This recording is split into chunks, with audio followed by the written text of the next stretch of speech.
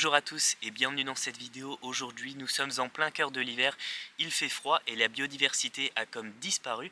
Mais aujourd'hui dans cette vidéo j'ai envie de vous faire visiter cet endroit qui me tient particulièrement à cœur et que je trouve très intéressant à vous montrer. Et en plus de ça, on va essayer de regarder que la biodiversité n'a pas complètement disparu en cette basse période mais est quand même beaucoup plus discrète. Alors je vous emmène avec moi voir tout ça, c'est parti.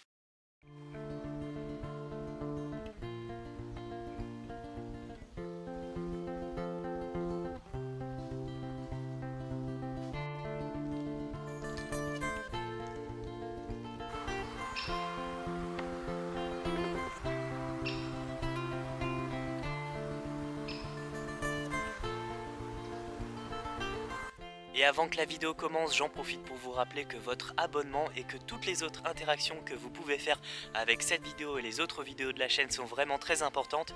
Aujourd'hui malheureusement ça fonctionne beaucoup avec les chiffres, mais on en a vraiment besoin pour être mis en avant, alors n'hésitez pas à interagir, à mettre des likes, des commentaires et à vous abonner à la chaîne, ça m'aiderait vraiment beaucoup, alors merci pour le soutien que vous pourrez m'apporter.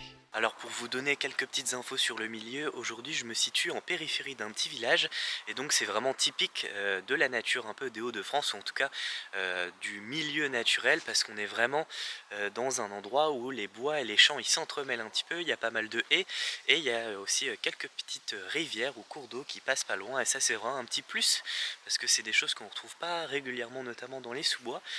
Et ils ont fait quelques petites installations ici que je trouve vraiment intéressantes pour faire connaître la biodiversité du milieu. Donc voilà un petit exemple des installations que je vous parlais. Donc là il y a des petits panneaux comme ça sur tout le long du chemin par là. Donc voilà, là ici une petite infographie sur l'écureuil roux, il y en a aussi sur l'orvet, sur la taupe, et notamment celui sur la taupe il est intéressant parce il donne pas mal d'infos sur notamment ses actions sur le sol, et il dédiabolise entre guillemets l'animal qui est perçu, comme vous pouvez vous en douter, comme un destructeur du jardin, mais qui a un grand intérêt pour l'aération des sols. Comme je vous le disais en début de vidéo, là on se trouve sur le coin où justement il y a la petite rivière qui passe dans le sous-bois. C'est pas très commun ici par chez moi de trouver ce genre d'endroit, donc ça vient d'une petite source naturelle pas loin d'ici. Et notamment pour ceux qui me suivent pas mal sur les autres réseaux sociaux, vous aurez peut-être reconnu l'endroit parce que j'avais déjà fait une petite vidéo ici il y a déjà un petit moment, où j'avais notamment trouvé une dent de cheval, donc ce qui s'apparentait à ça en tout cas. Pas de datation préhistorique, mais qui avait l'air quand même assez ancienne, donc c'était vraiment intéressant de pouvoir trouver ce genre de choses ici. Et donc je vais essayer de regarder s'il n'y a pas d'autres petites curiosités à trouver ici, mais en tout cas je vais vous faire profiter du milieu qui est vraiment calme et sympathique.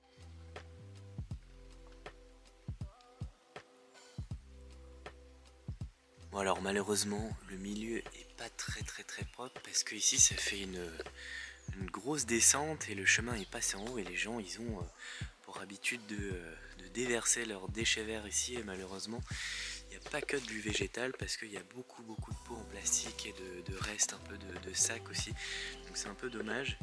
Bon, du coup les amis, comme la dernière fois je retrouve un petit ossement, donc pareil je ne saurais pas dire la datation, il est bien poli, il a l'air vraiment ancien et je ne saurais pas dire à qui ça appartient.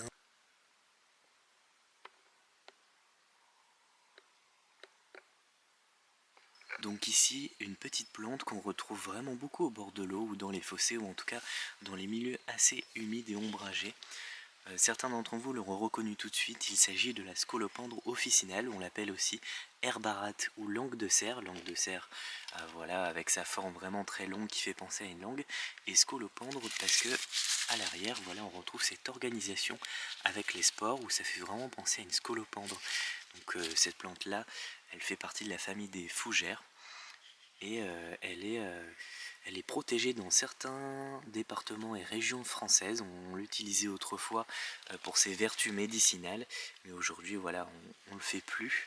Ensuite, il y a une autre plante qu'on retrouve beaucoup au bord des rivières et sur les briques très humides, sur les talus des rivières, etc. C'est ce qu'on appelle les plantes hépatiques. Donc voilà, c'est des plantes un peu toutes plates, et on les appelle hépatiques notamment parce qu'elles font vraiment penser à des lobes de foie.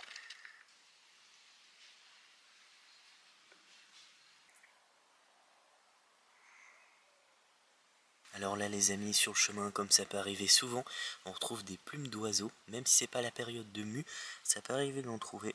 Celle-là elle est assez petite, il y a une petite ligne brune au-dessus, et je pense que ça appartient à une grive, je suis pas du tout certain, mais ça me fait penser à une plume de grive musicienne.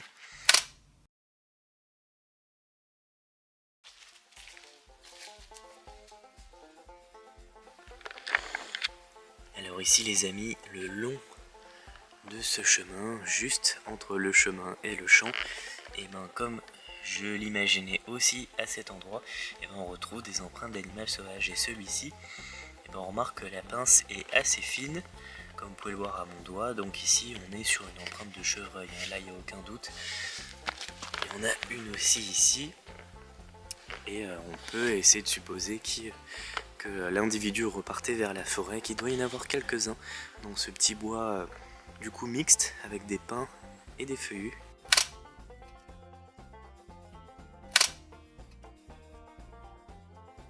Et là ici une petite nuance, donc ici c'est bien une empreinte de chevreuil mais elle est bien écartée en V, et on a aussi les deux petits os qui sont bien dans la continuité des pinces. Et ici on peut essayer de, enfin voilà, on peut se tromper en disant que c'est une empreinte de jeune sanglier, mais non, parce que quand le chevreuil court, les pinces ont tendance à s'écarter ici en V, et donc on est bien sur une empreinte de chevreuil et non de sanglier. Bon les amis, ici je viens de tomber sur d'autres empreintes, elles sont vraiment beaucoup plus grosses que les empreintes de chevreuil qu'on a vues précédemment. Donc ici je suppose que c'est du sanglier, mais c'est étrange parce que elle n'est pas arrondie comme peut l'être le sanglier, et on ne retrouve pas les gardes, notamment parce qu'il gèle et parce que le sol est aussi pas hyper meuble. Et du coup, si vous voulez vous procurer un petit guide d'empreintes d'animaux sauvages, celui-là, il est vraiment très bien parce qu'il est très petit, donc pratique pour se balader avec, tient vraiment bien dans la poche. Il y a plus de 70 traces, donc c'est vraiment des petits carnets que j'aime bien. Donc il en existe sur les empreintes d'animaux sauvages, mais il en existe aussi sur plein de choses. Donc c'est vraiment des petits guides simples, sympas, avec des illustrations vraiment top. Donc moi c'est des trucs que j'aime bien. Et donc comme je vous l'ai dit, il n'y a pas que sur les empreintes d'animaux sauvages, il y a aussi sur les plantes mellifères, etc. Là ici dans les herbes, je constate qu'il y a un petit chemin ici, on appelle ça une coulée, et donc ça témoigne d'un passage régulier d'animaux sauvages, donc ici probablement des chevreuils, des sangliers, peut-être des renards. Et ici à la fin de ce chemin, quelques plumes d'oiseaux, donc peut-être une attaque de renard peut-être, ou de rapace, et du coup on va les reconnaître assez facilement ces plumes. Il s'agit d'un pigeon ramier qui s'est fait attaquer juste là, et là on a la partie de la plume sur les ailes, donc on appelle ça une rémige.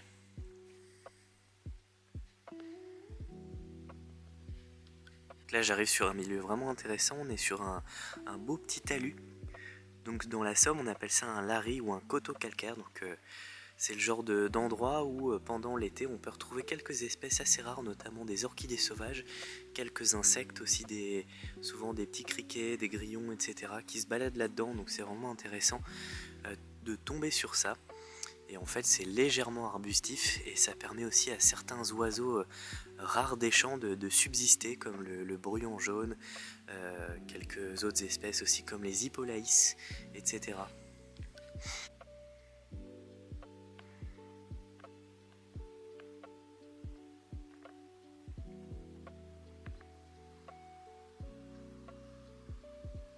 Bon alors les amis, là je viens d'arriver sur le bout du chemin, je suis arrivé, donc là je suis à la lisière du bois suivant, et là derrière moi il y a le petit talus, je sais pas si vous allez bien voir, et du coup là le crépuscule arrive, le soleil commence à vraiment bien baisser, et là devant moi il y a vraiment une belle petite vallée avec plein de petites lisières, il y a des champs, il y a des bois, etc. Et comme j'ai mes jumelles, je me suis dit tiens, je vais rester quelques petites dizaines de minutes ici, faire un petit affût, il fait pas trop froid, et pour essayer d'avoir l'occasion de croiser un animal qui pourrait sortir de la forêt en bas. Donc peut-être un chevreuil, un sanglier, je sais pas, mais en tout cas je vais rester un peu, je vais essayer de voir ce que je peux observer, et je rallume la caméra si je vois quelque chose.